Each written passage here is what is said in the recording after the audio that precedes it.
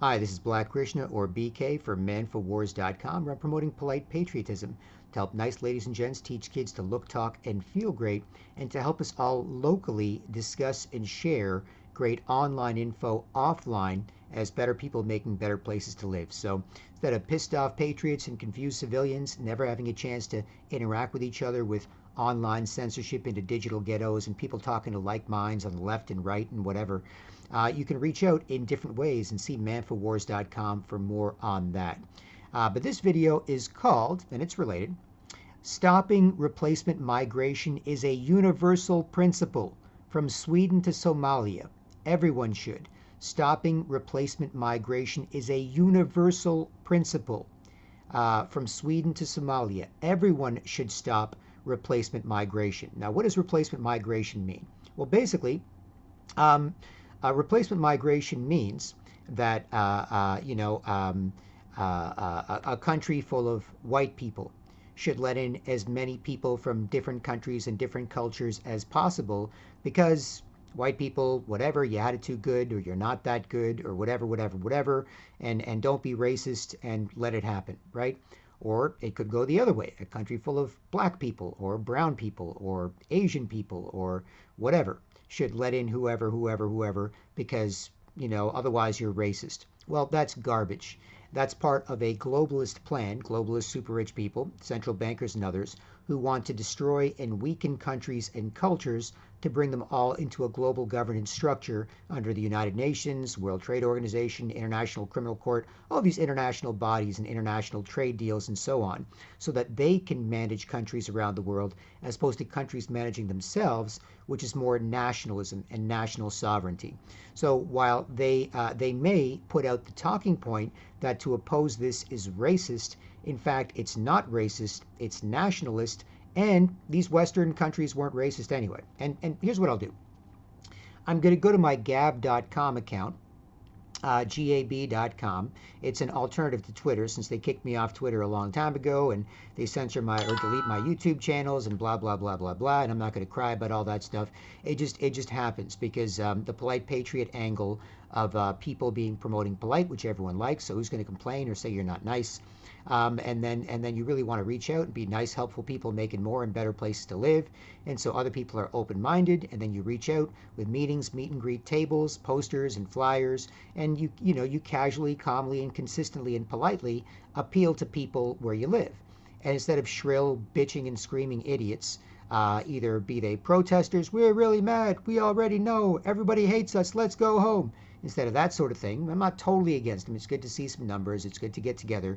But that's a starting point, not an end point when it comes to activism. Instead, you reach out to people. Can patriots beat junk mail? Right? And you might be like, oh, it's junk mail. I throw it out. Yeah, why do you think they still spend thousands of dollars a month putting it out there? Because it works.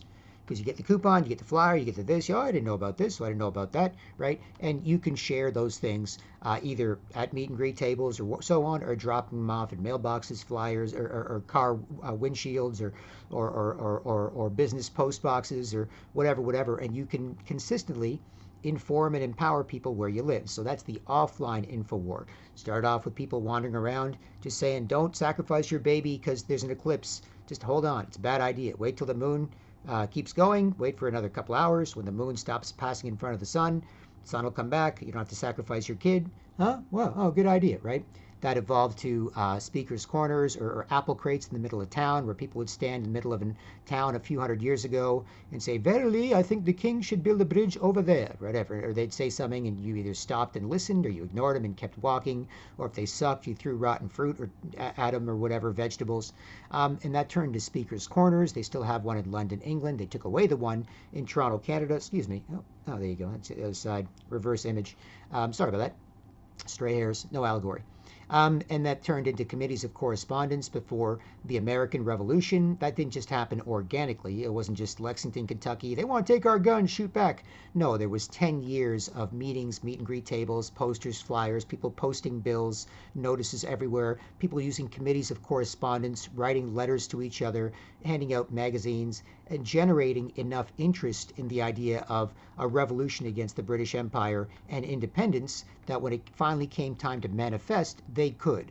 But that wasn't just a handful of red-pilled patriots in 1776 talking to each other. That was them reaching out to everyone else and getting more and more people on their side, or more and more people at least sympathetic to their cause. And so they're either, hey, I'm not into it, but I'm glad you're doing it. Other people are like, yeah, I'm into it. Pretty badass. Let's go do it, right?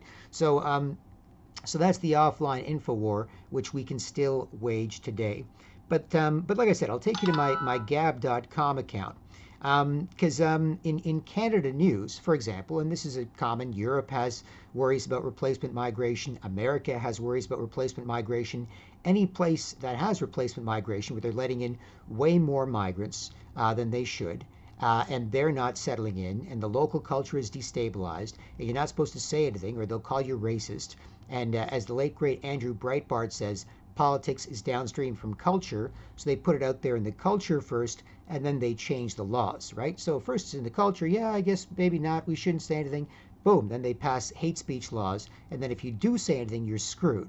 So while your whole country is changing rapidly under you, without you having any say in it, this is what's happening. And this is also part of the globalist plan. You can see the UN Global Compact for Migration, for example, that Trump pulled out of, but that Trudeau in Canada, miserable, weak, lying, bitchy man, Prime Minister Trudeau in Canada, signed Canada onto and is going full bore ahead with, to the point where 35 million people now could be 100 million people in just the next, 30 years or whatever, and they won't be people because we had 50 babies each. There'll be people from all over the world radically changing this country, right?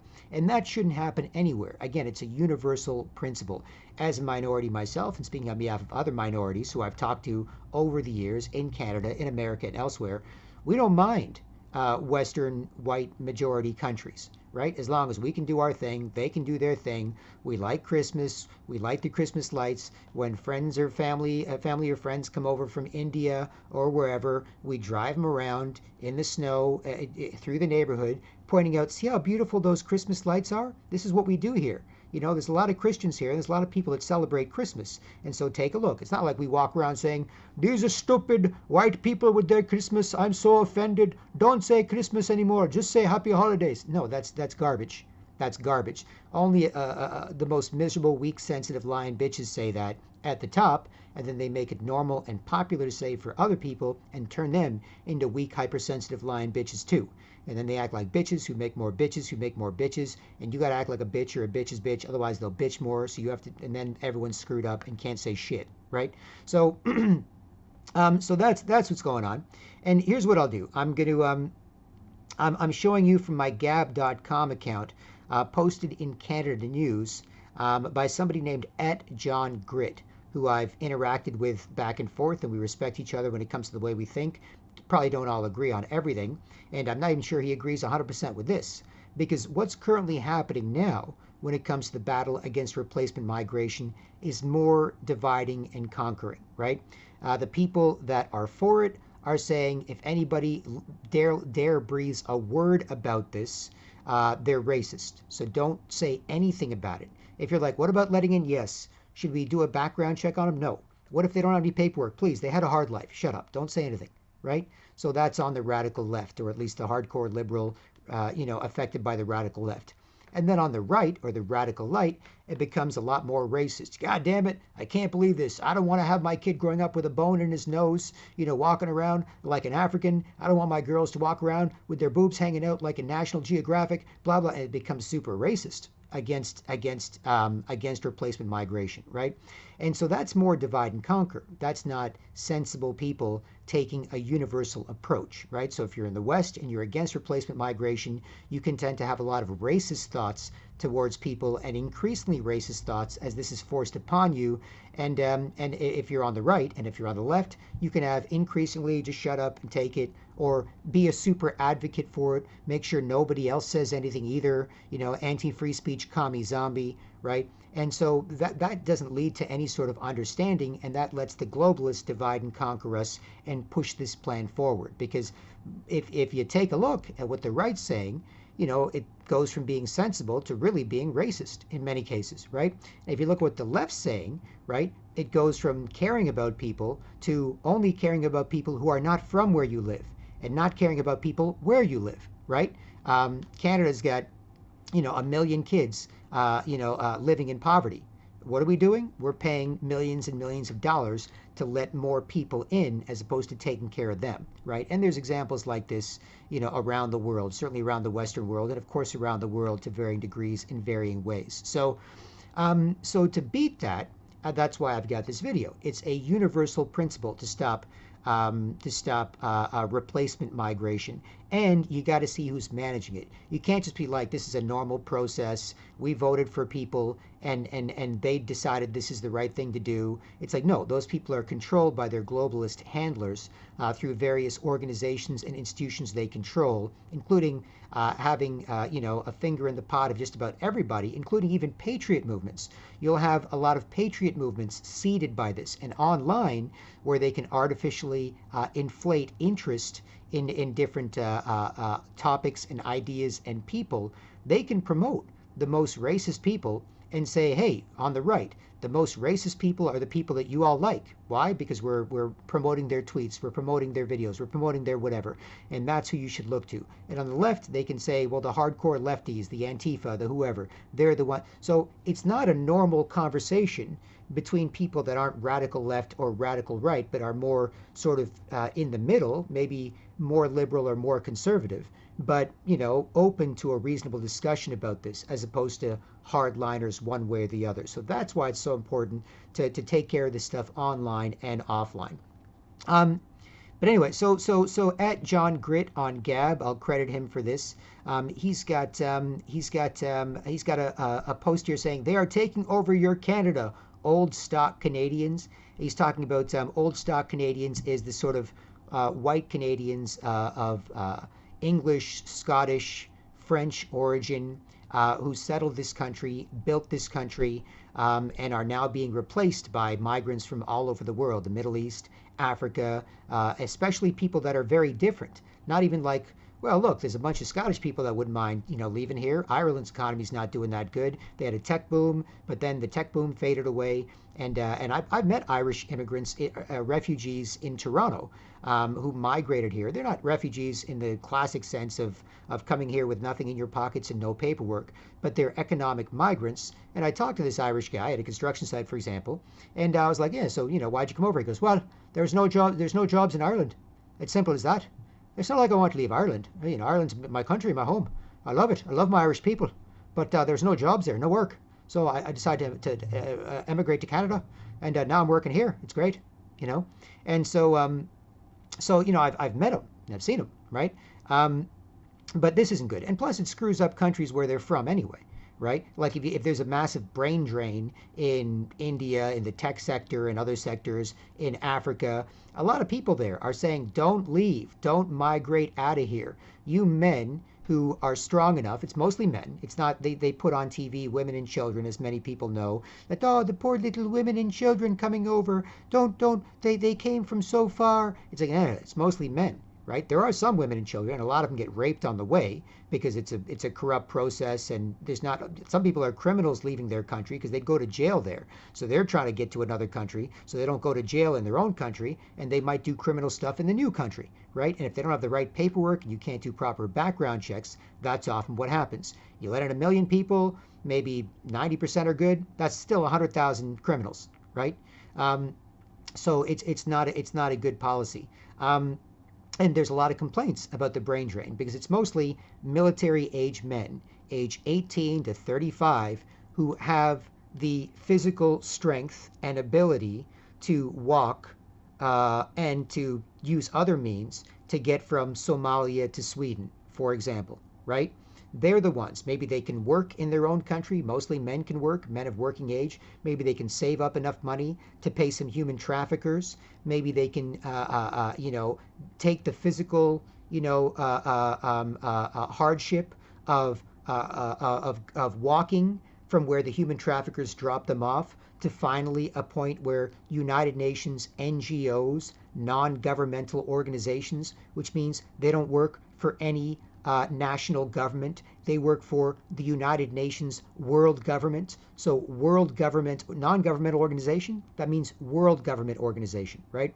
So they show up to a pickup point or to an area where NGOs are looking for them, and NGO boats are going out into the Mediterranean and trying to pick up these little migrants that are shoved into the sea, these little migrant boats by human traffickers, and the NGOs go pick them up and take them to Greece, take them to ports in Italy, take them to ports in Spain, and so on. And they overrun countries this way, right? And there's an excellent film by Ms. Lauren Southern, a brilliant, beautiful woman, now I think semi-retired, but hey, guys should be scrapping more than girls should anyway. What kind of trad con are you, a traditional conservative are you, to force them? I hear some people complaining, I can't believe Lauren's taking a break after spending from the age of 19 to like 27, you know, fighting the info war and being one of the most prominent figures in the world. And now she wants to step back a bit, maybe write some books, maybe have a family. Yeah, go girl. It's the guys should be scrapping. They shouldn't be bitching about you being a chicken and a wimp and a loser and you never kept it real in random YouTube comments that I've seen, including on videos where I've posted stuff about Lauren Southern saying, no, she's a coward. I can't believe she gave up. It's like, screw off, buddy. What did you do except for write snarky, bitchy YouTube comments? So it really pisses me off when guys get mad at girls like Lauren Southern or Faith Goldie and others who don't want to scrap as much, when it's really the guys who should be scrapping, not making their women fight against globalism. It's garbage. They want to, fine, but they don't. Chill out.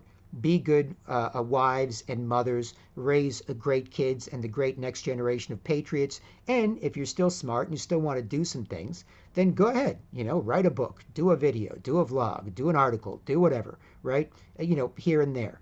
But it really should be the men in different countries scrapping against this. And if not, you should see what happens to them. You can check out manforwars.com for more on that.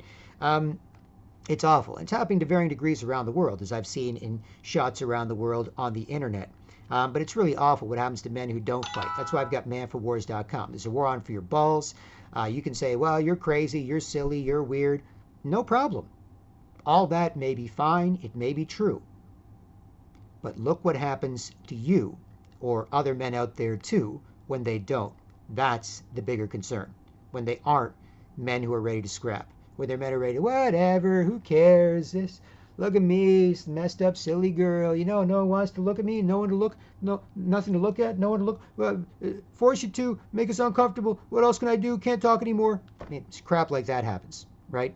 All right. So, without all those asides, back to John Grit. So John Grit from my Gab.com account, not mine, but he posted this on Gab.com, and I think I'm following him or something or whatever. And it says here, they are taking over your Canada, old stock Canadians. You don't think you're racist, but they are racist while they call you racist. The question is this, what are you going to do about it?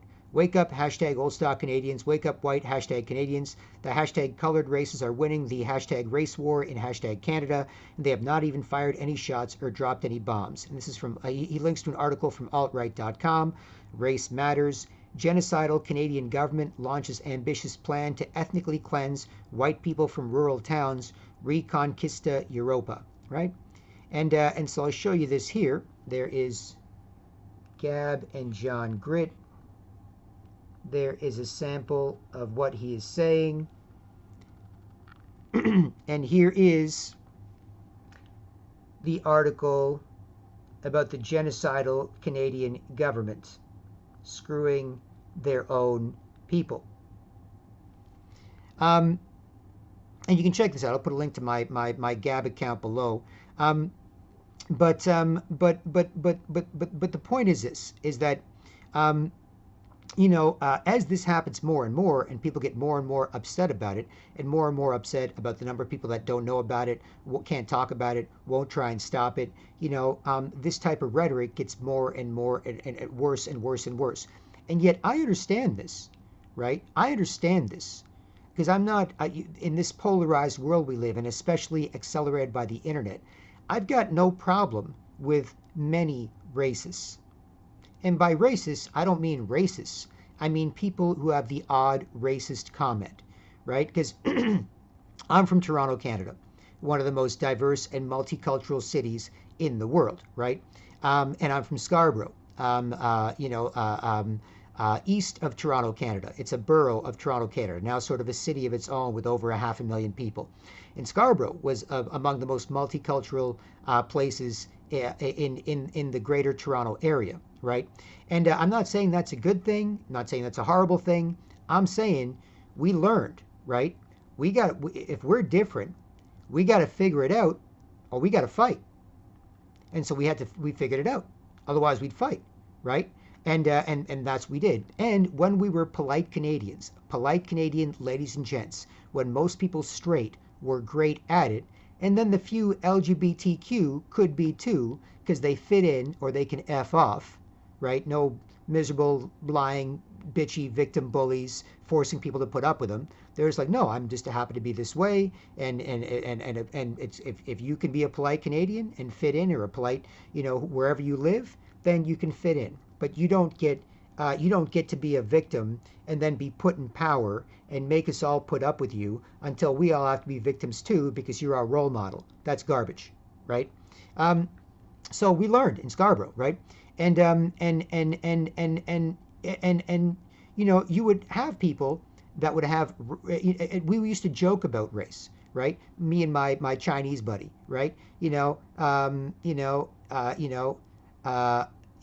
say, yeah, you want to fight? You want to fight? Right? And I was like, you don't want to fight. You're yellow, right? And he'd say, oh yeah, you're so full of shit. You're brown, right? And we would joke about these things, right? And we would joke about race all the time as polite Canadians who weren't socially constipated by political correctness and gender neutralized to not act like men and women who can respect each other and talk and know we're joking or know we're generally cool. So even if we say some off-color things, it's not that bad, right? And great guy I knew on a construction site, a great guy. He normally didn't use the quote-unquote N-word, right? I don't want to say it to trigger some censor here or whatever, but you know the word, right? But he's normally a great guy, nice guy, raising his daughter, bit of a badass. He had a bit of that street edge to him. Like you could tell that he'd done something. I think he'd done some time, but ultimately he was a good guy, right? And so my buddy who'd done some time, he suddenly used the N-word, right? He says, yeah. Blah, blah, blah, N-word. And I was like, what's up with that? And he goes, and he pulls up his shirt and he says, I was getting into my car and an N-word stabbed me, right? He's like, he wiped his shirt and I was like, what's that? And he goes, an N-word stabbed me. And I was like, oh, okay, right? And he explained what happened. He was going to his car. Some black guy came up to him and said, hey, do you have the time? Do you have some money? Do you have whatever? And he was like, no. He just wanted to get into his car. And the guy pulled out a knife and stabbed him in the stomach, right? And so he fought him off. He was like, what are you doing? He stabbed him in the stomach, fought him off, blah, blah, blah. Got in his car and got the hell out of there because he's a pretty tough guy. But that's why he used it, right? And so it wasn't something where he had a genocidal opinion of black people. It wasn't something where he wanted them all killed. There's a bunch of other black people working at the construction site where he worked, right? And so, it wasn't a huge thing. And even me, as brown guy, I knew, right? And he knew me. He was like, look, I'm using it in context, right? I'm using it in context. And so, it's not like you've got to be set off by everything and everybody. The left doesn't have to be set off by these concerns about replacement migration. If you say anything, it's the worst thing in the world. The right doesn't have to be set off by people who genuinely care about people and are just confused into screwing over their own people. And even the new migrants showing up to a shithole that doesn't take care of its own people aren't going to be happy there either, right? A lot of migrant integration problems come when the local culture has no self-respect, when the local culture is all cucked up. Right? When you go to Sweden, all the guys are like, yeah, wipe your nose, look at your toes, sheep are sideways, no pride in my culture, no pride in my country, not good to be white, not good to be Swedish, not good to do anything. And then the migrant gangs go, why the hell would we integrate with this culture? Screw this. Let's run drugs and prostitution and trafficking and throw hand grenades at police stations. And that's what's happening in Sweden right now, according to many news articles about it, right? And Canada is, Sweden's probably the most cucked country in the world. Canada is probably the second most cucked country in the world in terms of cucked up, cucked, Miserable, weak, lying, bitchy men, destroyed by the culture, not able to fight back, shrill, bitchy women, messed up because there's no men around, miserable bitches because there's no men around, and children confused into copying this crap, right? Whereas, I know from other migrant stories of migrants coming to the West that migrants are happy. They want to assimilate with a proud Western culture, right? I know that my cousins came over, their parents came over from India, and my cousins were raised to love America, love baseball, played baseball. Me and my cousin used to grab our baseball mitts at family get-togethers when we visited each other, go out there, toss baseballs, blah blah blah. Loved camping, hunting, fishing, loved Americana, thought America was the greatest country in the world, right? They're not white, but there was a proud America to integrate with. Just like if there's a proud, polite, patriotic Canada, or England, or Australia, or Spain, or Greece, or Italy to integrate with well, right? There's a culture you look up to. Now, it doesn't mean you throw out your own culture. It doesn't mean you forget where you're from if you're not from there and you've immigrated. But it's not something you reject because it's all cucked up and it's pathetic and they're screwing over their own people. The government's screwing over their own people. Their own people aren't fighting back or doing much about it. And then new people show up and go, oh, this is the land of milk and honey, eh? These people suck. Okay, well, just at least you can make more money here. It's all about making money, but the culture sucks. The people sucks. Ugh.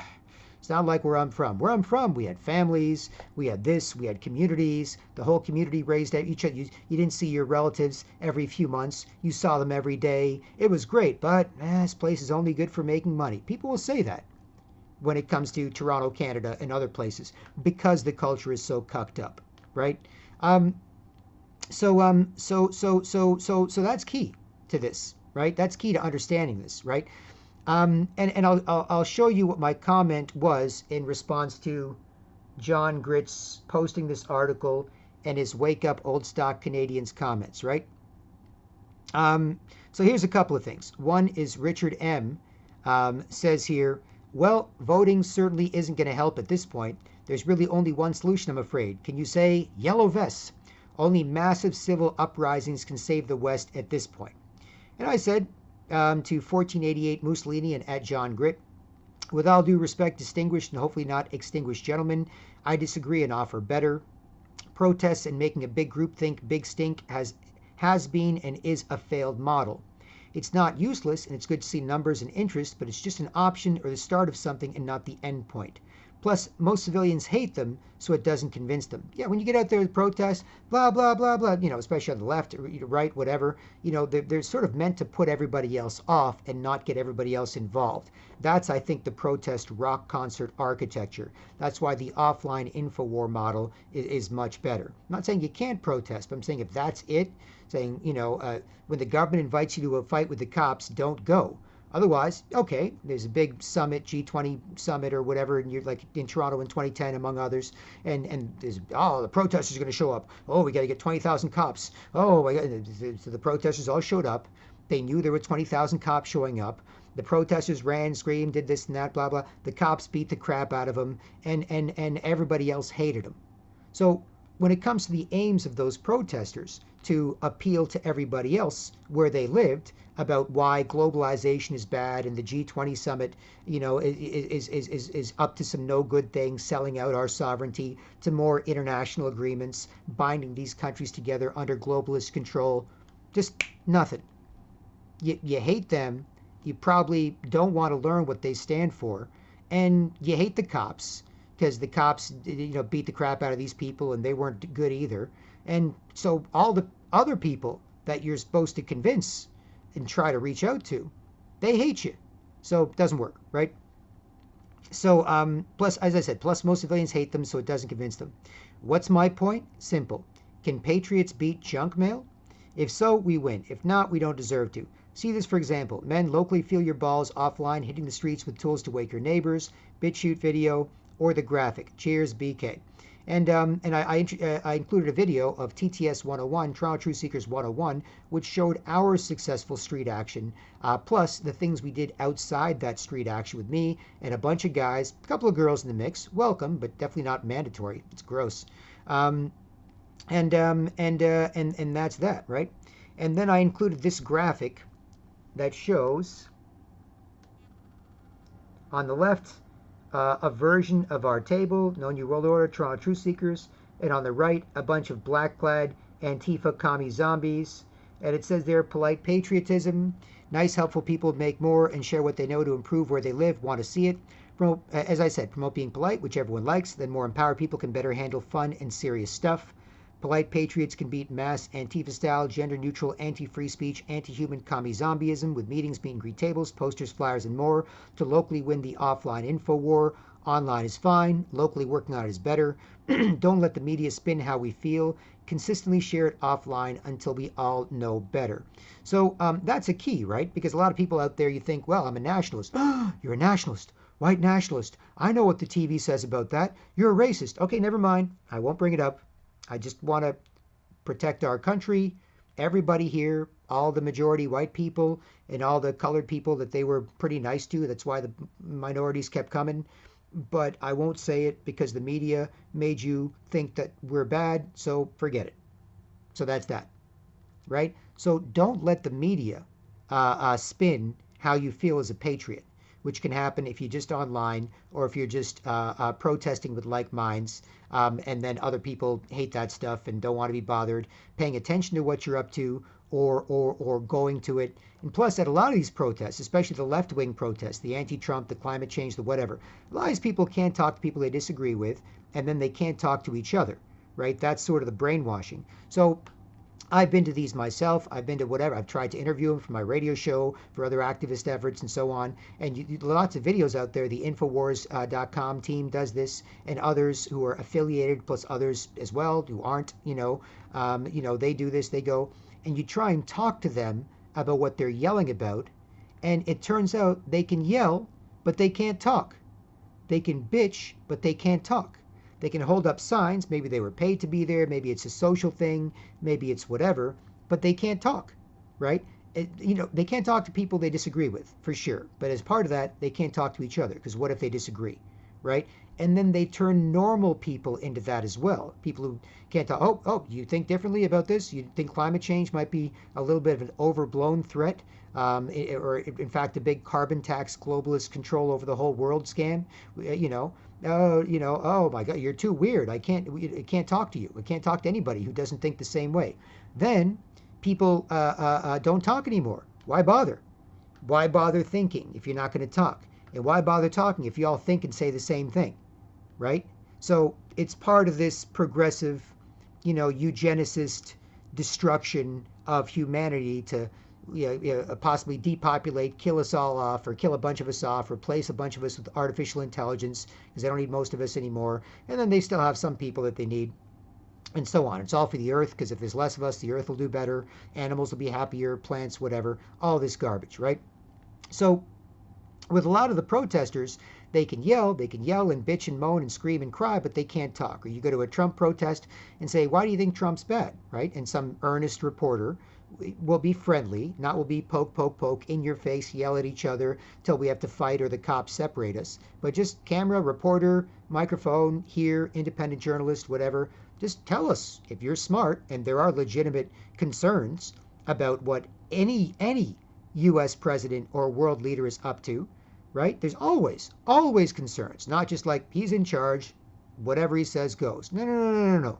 You're in charge, and we're going to keep an eye on you to make sure you do a good job in charge, right? So there are legitimate concerns, and a lot of times reporters and so on will try and get those concerns from protesters, but a lot of times they can't talk, right? Some can, in fairness, some can. But when you get a group of 1,000 or a few thousand people together, and you're interviewing a bunch of them, and if a bunch of them are just, you say, hey, what's Trump been up to? Why do you hate him?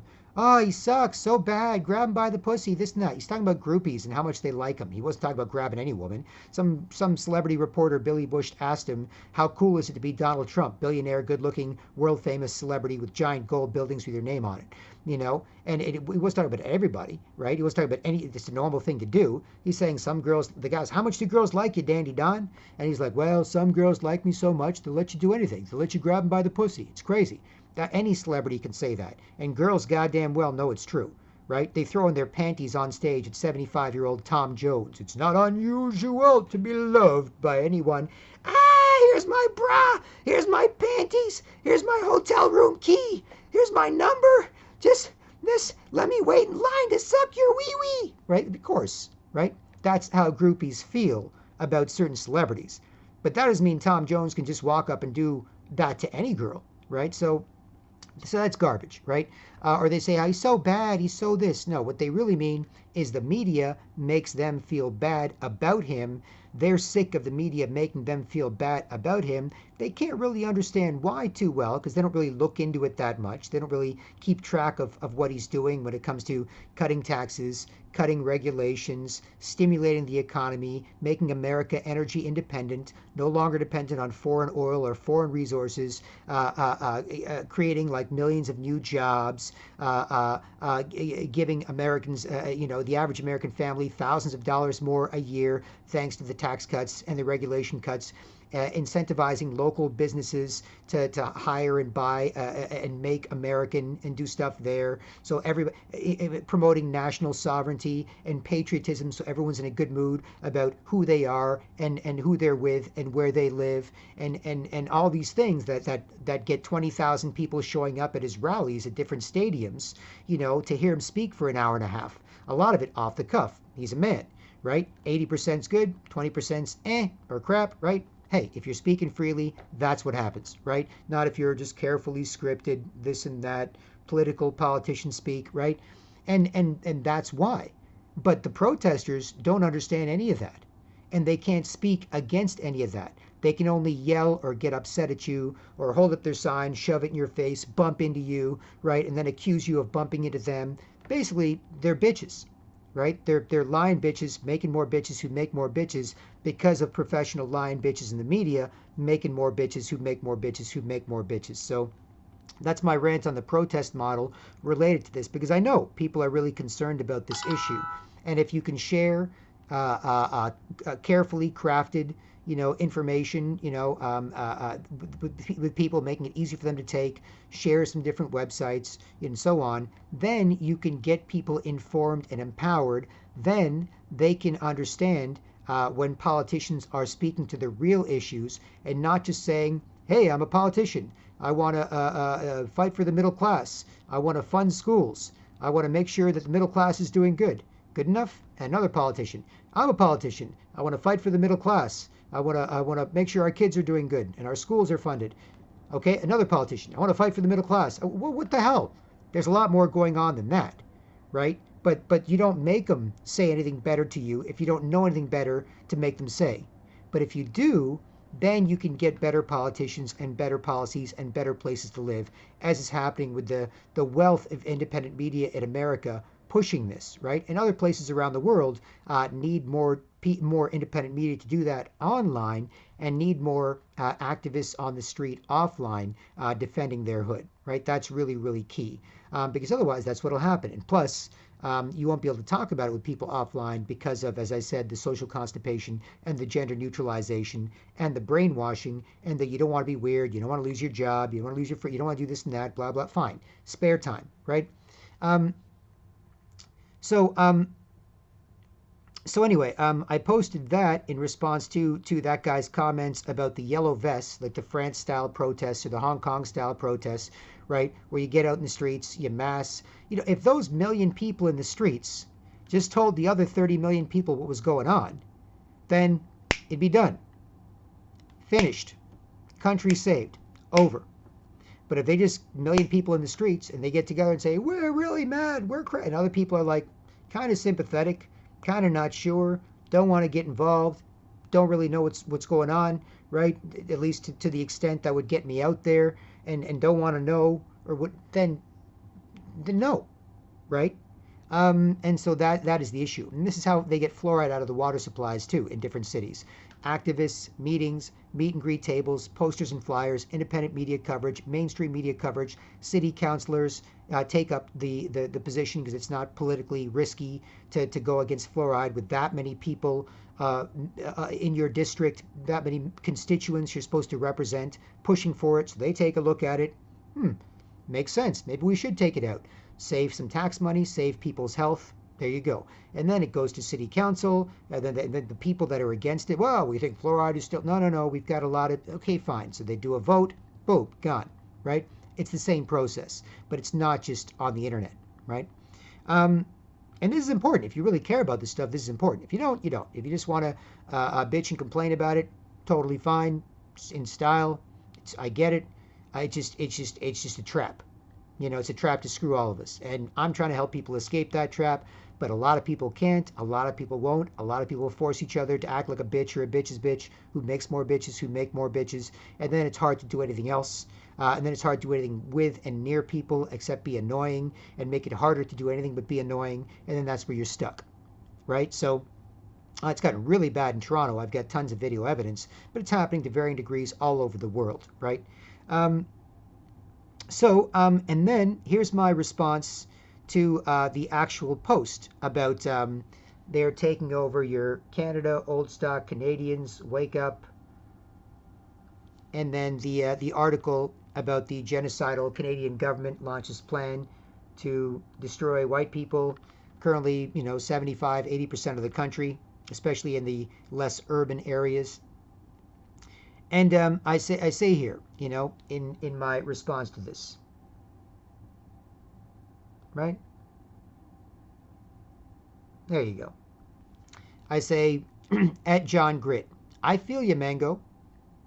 And this isn't a racist idea held by a bunch of Western white people so nice to minorities that more and more kept immigrating year after year. So it's not like all of a sudden these white people suddenly became super racist, right? It's like they were that racist. Why did more and more minorities keep emigrating to Canada, to America, to Europe, to Australia, right? Why? Right? No, because if they were that racist, then the people would have called home, people from India would have called home, don't come here, these bloody bastards are racist as hell. They treat me like crap. No, they saw some, but most people, no, right? So this is garbage, right? Weren't racist then, aren't racist now, could be made more racist by these bad policies attacking them and brainwashing and groupthink, but not necessary, right? Because again, this is a universal principle, and I'll get into that. So more kept immigrating year after year. And I write here, this is a universal principle and works worldwide. No, capital no. No people should be replaced by migration in the countries where they live, whether they're white or whatever. You shouldn't send millions of Swedes to Uganda or vice versa with any country. Any country. Immigration should be limited, selective, and organic. Just like you wouldn't let dozens of strangers into a house party of friends either, right? And I had, as a gentleman myself, and people can tell that, right? Not uncomfortable, not people uncomfortable near me. Good for guys that want to be cool with me. Good for girls and kids that want to be cool with me. Or keep my self-respect, don't lose mine, take anybody else's, help people have it, or just mind my goddamn business, right? I was at a Canadian nationalist protest near south of Dundas and University Avenue in Toronto just this past summer of 2019. And I was on the Canadian nationalist side with a bunch of Canadian nationalists. It was organized by PEGIDA, P-E-G-I-D-A, which is some acronym for Stop Replacement Migration. I was one of a few minorities there, a bunch of other white people, some other patriots. I knew a couple of people and other people you were just meeting, right? And very early on at this protest, right, there was just some yellow barriers separating us from the leftists, Antifa or Antifa-affiliated people on the other side, and a bunch of cops around sort of keeping an eye on things. And this was very early, before the main yell at each other and go home part of this stage-managed protest event was going to take place, right? So very, very early on, I was on this side of the fence, right? And I had my manforwars.com sign, my newspaper, avoid people acting rude, puts you in a good mood, doesn't make you a mess for other people, blah, blah, blah. And I was on one side, and I wasn't a particularly yelling, angry, screaming. There were some people to the left of me early on in the protest, just that yellow barricade-style fence, and Antifa, leftists on that side, nationalist patriots on this side, and it wasn't, people hadn't started coming en masse yet to where we have to be on different sides of the street. So it was just a few dozen of them and a few dozen of us before the eventual 200-300 of each side showed up, right?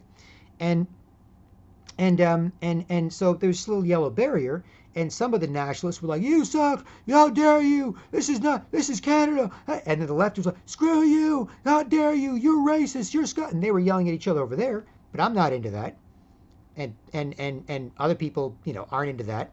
And so this literally happened, and I have this on video with my little handheld camera as I was kind of shooting some of this stuff. A cute little Antifa white girl, short-haired, skinny white girl. She was right in front of me on the other side of the yellow fence barrier. And she said, she just looked at me and she started a conversation. She goes, "Don't you think it's bad for people to be against migrants? Isn't that racist?" And I was like, "No, not racist. I'm like, young lady, you'd like to talk to me? No problem." And we had a nice conversation about this. And I was like, she says, "I don't believe in borders." And I'm like, "Well, do you believe in any borders? Like borders on personal space, borders on your home so that nobody can come in there, borders at a house party so you don't just let in anybody off the street, right? Do you believe in any? Should we have any borders at all?" She was like, "Well, it's not exactly the same thing." I'm like, "No, I think there's some principles there." And we had a nice conversation with each other. And we were literally I was on the nationalist side with a bunch of, and she was on the Antifa side. And she just sized me up as a gentleman. And so she thought she could be a lady and she could have a good conversation with me without things going haywire. And it's worth it to interact with a gentleman and be a lady.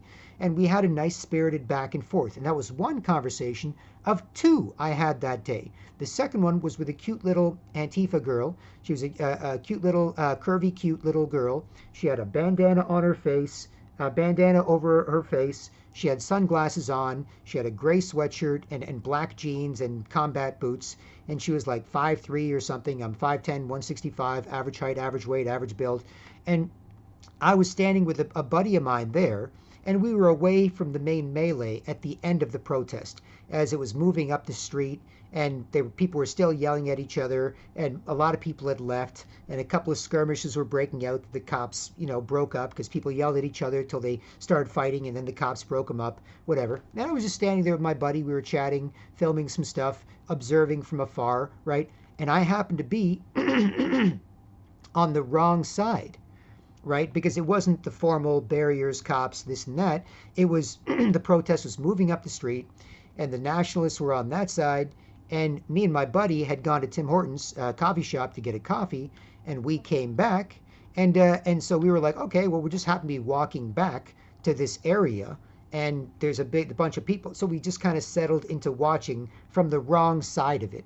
So I was on the Antifa side, even though I was a nationalist as part of the nationalists, right? But again, not making a mess, not bothering people, and people weren't bothering me. Most respect you can show someone. So it was like, whatever. Me and my white buddy were hanging out on the other side of things as it was moving up the street, not the main yelling fest when we were across the street from each other, but when we were closer and people were moving up the street, and that's what was happening. And there's still a bunch of Toronto Police Services cops around, right? And this cute little Antifa girl, she sidles right up to me, and she says, "Hey, you're on the wrong side," right? And I looked down at her, and I was like, "Oh," and I moved away a little bit. Gentlemen, she moved close to me, sensing that she didn't try and force herself on me. She was kind of cute in the way she did it. She kind of squirmed close to me in a cute little girly way.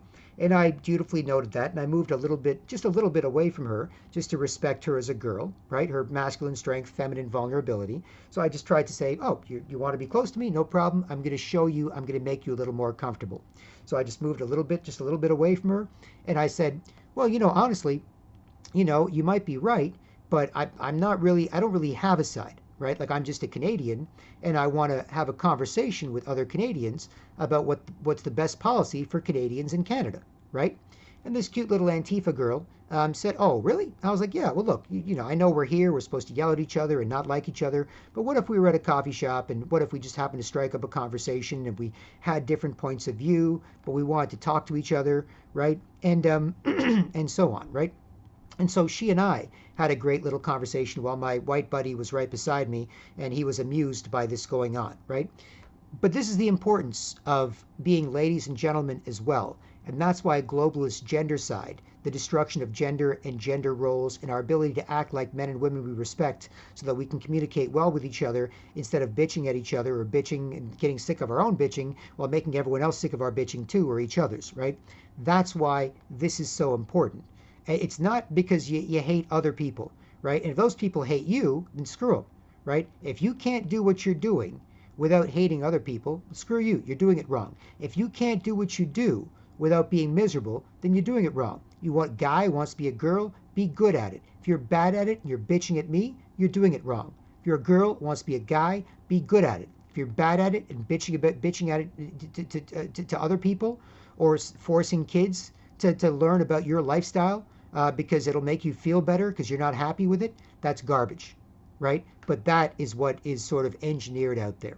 And I bring all that up to show you in a clear, illustrative way how important it is to be nice ladies and gents teaching kids to defend your country. Because even in this situation, at this protest, there was two cute little Antifa girls that decided to talk to me because I was one of the cool, badass, you're cool till you have to snap. Otherwise, you're cool kind of guys. Gentlemen, so she was like, I can be a lady. I don't just have to be genderless, bitchy, sketchy, Antifa style, commie, zombie. Yeah, I know it sucks. Hey, yeah, we find someone to yell at and explode at. No. Gentlemen, other guys, cool. Masculine strength meets and confirms the same. Lady, feminine vulnerability, relax. That's the point. Stuff going on out there where you can't.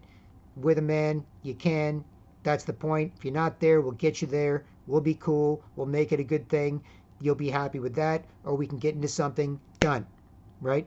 And that's why it's so under attack by the globalists. That's why they push so much, men shouldn't act like men, women shouldn't act like women, unless your kids want to switch, in which case, do all the old guy stuff that makes boys happy for your girl if she wants to switch.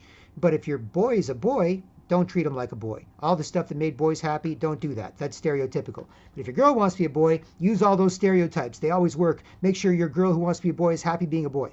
Or if your boy wants to be a girl. Right? Oh, make sure, give her a princess dress. Make him extra girly. But if your girl wants to be a girl, don't do that. That's stereotypical. Don't hold her back. Don't do all the stuff that made girls happy for thousands of years. That's garbage. That's why it's attacked so much. So, related to this issue, if you really want to save your country, consider this point of view to help you help other people respect you and respect each other and communicate well and get it done. Right? So back to my Gab comment. As I say, no people, capital no people, should be replaced by migration in the countries where they live, whether they're white or whatever. Or you shouldn't send millions of Swedes to Uganda or vice versa with any country. Immigration should be limited, selective, and organic, just like you wouldn't let dozens of strangers into a house party of friends either. This is globalist, destabilizing every country to weaken everyone into accepting global governance, and nationalists worldwide have to fight against it. Want to know why white is the new N-word? Why whitey's targeted worldwide? I have a handy graphic below, and I hope it helps inform your valiant efforts. Cheers, BK. And I got some begrudging, no comment on that, no crap on it, no this and that. But I know, the guy knows where I'm coming from. Everybody knows I'm right about a lot of this stuff. It's just, well, it's not cool to say yet, or I don't know, I want to, but online they can manipulate that. Twitter can suddenly say, this is really popular, and they can artificially manipulate that, right? As they've admitted they're trying to do. YouTube can censor this, so-and-so can do that. Certain people can be put in. They can be false, they can be put in there, or you can have robots, or people operating robots, sock puppets on the internet, making certain ideas more popular than others. Right? When in fact, in reality, from work on the ground I've done, I know what's really popular among most people as opposed to what's artificially made popular on the internet. And that's why, I'm advocating for these ideas. And even if people go, yeah, I guess you found a way for me to stop fighting and saying these extreme things, but I don't know, I'm supposed to fight and say these extreme things. I want to get more clicks. It's like, all right, fair enough. Right?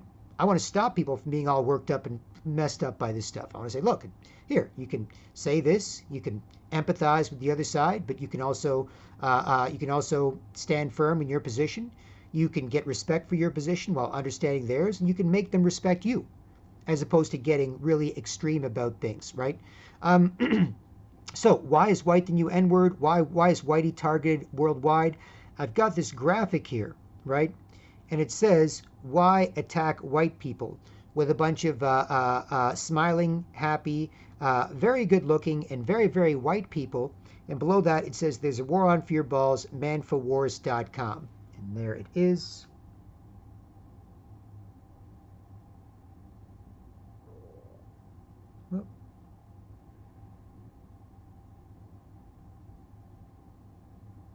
Focus.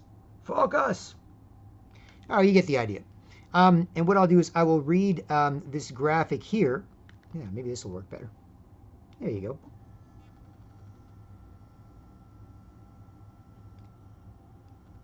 And there is the massage.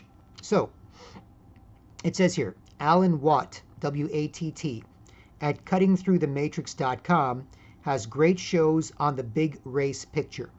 Super rich globalist eugenicists want to use global institutions to control the world and kill people.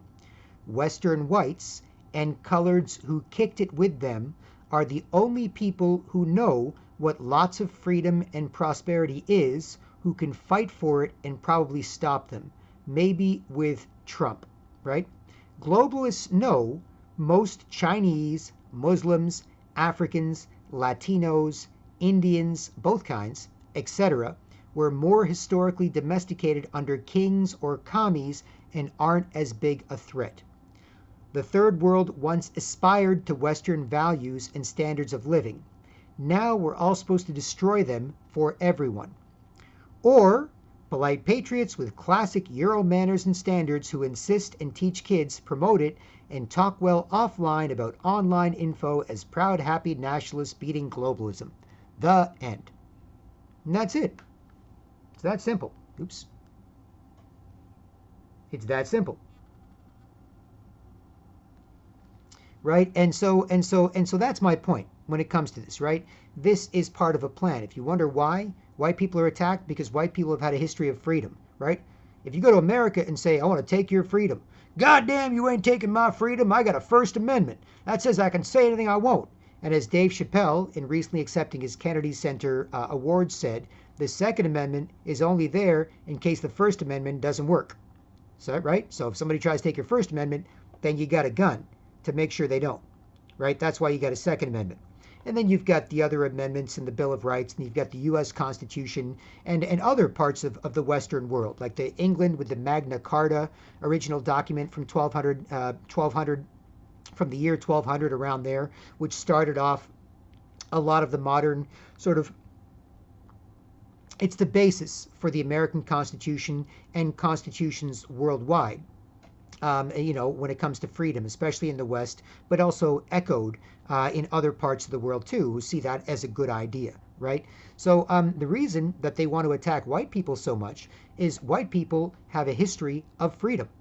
White Europeans, white Americans, white Australians, white Canadians, white people have that history. Whereas if you look at China, China was emperor, communism. Oh, crap. We had the emperor. Oh, now we have a Mao Zedong and communism. Oh, no. Right? Or if you look at Russia, it was Tsar, which is like king, and then communism. Ah, crap. Right?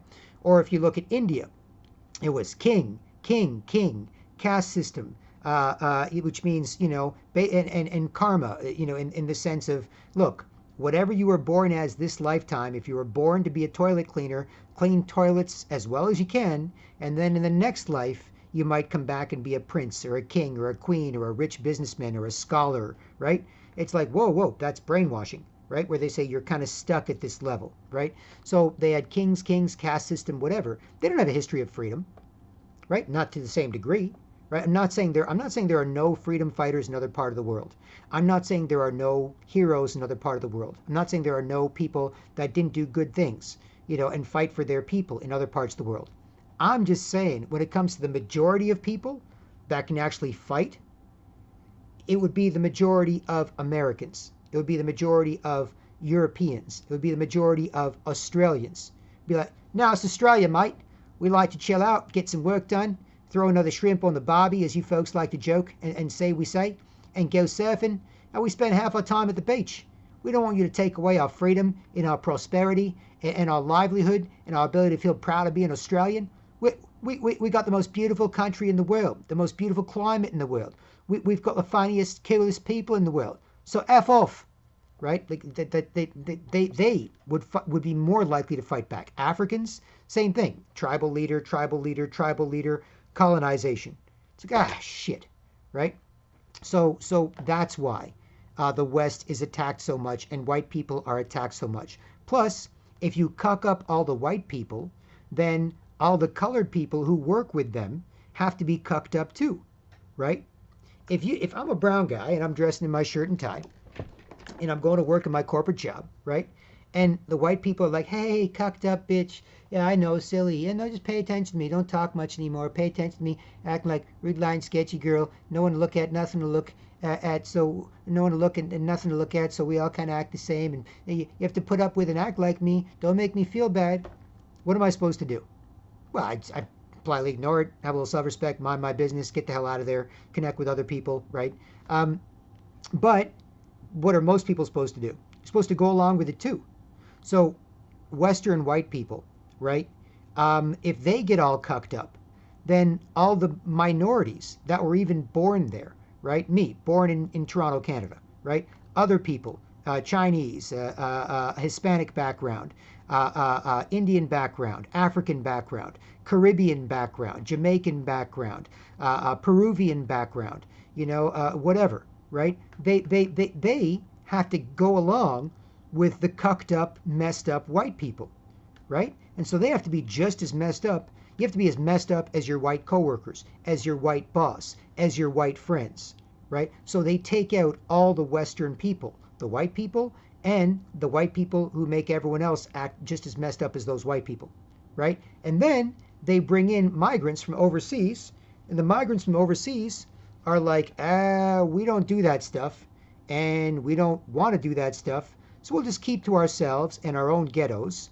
And some of our, since you people don't respect yourselves and don't respect each other, and your government doesn't respect you, and you don't have enough self-respect to do anything about it, we'll just keep to ourselves in our migrant ghettos and our no-go zones. And some of our kids who don't respect you either, they'll form gangs and they'll rob, rape, and murder you, right? So that's what's happening right now in England, in Sweden, in Canada, in America, Australia, Italy, Greece, Spain, right? Places, except for places like Poland and Hungary that are very nationalistic, ethnocentric, and so on, right?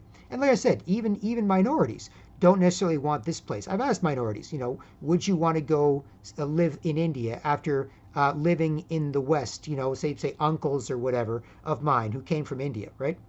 And others, right? Just for example, would you want to go back and retire and live in India? They say, hell no, I don't want to go back there. It's weird to me now. I've been here long enough. I like the way things are. I don't mind that there's mostly white people here. I like it. It's not as dusty. We got air conditioning, and they have that stuff in India too, but it's just a very different culture. It's not as busy, not as hectic as it is in India with all those people, not as whatever. There's strengths and weaknesses to different cultures.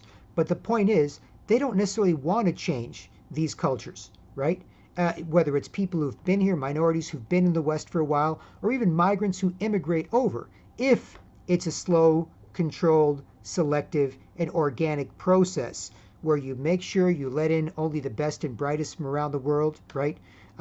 Refugees is a bullshit term, right? When it comes to refugees from all over the world settling in the West. A refugee, as I say in my song, Lock Your Doors, about this issue, right? Refugees, just go next door. Wait out they war. Say thanks. Go back and fix up they doors. That's what a refugee is.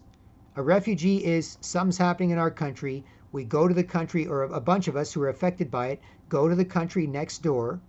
We wait till things settle down, the war, the famine, the blizzard, the flood, the whatever it is, right? We wait till and then we just go back. Refugees aren't meant to travel from where they live 10,000 miles away and settle there. those are migrants. Those are economic migrants or globalist migrants or human trafficked migrants and so on, right? Those are migrants. Those are not refugees. Now, you can change the definition. You could say, well, it's what they are now because the news source, but that's changing it. That's not what a refugee is. A refugee is, I'm in Toronto, Canada, and there's a huge blizzard in Toronto, Canada, and everything's shut down. So a bunch of us call New York, and we say, hey, New York State, Buffalo, Cheektowaga, whatever. Can a bunch of us come over there because the blizzard knocked out the power? So 100,000 of us have no place to stay here, and everything else is kind of screwed up, and we're dealing with all this stuff. Can a bunch of us come over there for like a month and hang out until we get everything working again, and it gets warmer and the snow melts a bit, and we get things working? We can go back to our houses. And New York says, sure, come on over for a month, chill out, right? Or there's a big problem in New York, right? And a bunch of New Yorkers say, hey, Canada, hey, Ontario, hey, Toronto, can and say, sure, I might have an American, say, sure, I'll agree. Come on over for a month, right? You can stay with me. We'll be cool. Once your place is fine, get on out of here, you refugee, right? Or during the 9/11 attacks, right? On September 11th, 2001, right? After the 9/11 attacks, they weren't sure how many planes were going to be blown up or flown into buildings, so they shut down all air travel. And a bunch of travelers from the United States got stuck in eastern Canada, in Newfoundland, because typically, say you fly from New York north and a bit east to Newfoundland, and then the plane refuels there. It's a stop, and you either get on a different plane or maybe the same plane, whatever, and then from Newfoundland you can fly to Europe, right? That's one way. So New York to Newfoundland is like 6 hours, and then Newfoundland to London, England is like another 6 hours. And when 9/11 happened, boom, air traffic shut down, right? And so there's a bunch of refugees, a bunch of American refugees that were stranded in Newfoundland. And they were like, okay, we don't know how long, we're not going to have air travel, we don't know where to put these people, we can't fly for a while, maybe a couple of days or whatever. And a bunch of Americans stayed at Canadians' houses in Newfoundland as refugees based on what was going on. But the idea of refugees being people that go all over the world is ridiculous, right? Anyway, so that's a bunch of stuff on migration that I feel is related to this issue, because it's a huge issue.